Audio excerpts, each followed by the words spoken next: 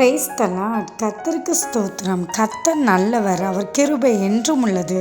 இந்த நாளுக்காக எடுத்துக்கொள்ளப்பட்ட வேத வசனம் சங்கீதம் 121 2வது வசனம்.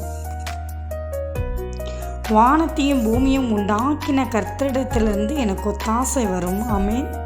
இதை பார்த்து கொண்டிருக்கிற பிரியமான சகோதர சகோதரிகளே, வானத்தையும் பூமியை உண்டாக்கின கர்த்தரிடத்திலிருந்து தான் உங்களுக்கு உதவிகள் வரும் என்று இந்த வேத வசனம் சொல்கிறது. மனுஷர்கள் எல்லா வேளையிலும் எல்லா நேரத்திலும் உதவிகள் செய்ய மாட்டார்கள், அப்படிதானே? உங்களுக்கு எந்த காரியத்துகள் உதவிகள் வேணுமானாலும் முதலாவது வானத்தையும் பூமியை உண்டாக்கின இயேசு கிறிஸ்துவை நோக்கி பாருங்கள். அந்த உதவிக்காக அவரிடமிருந்து தான் உங்களுக்கு ஒத்தாசை வரும், உதவிகள் வரும். ஆமென்.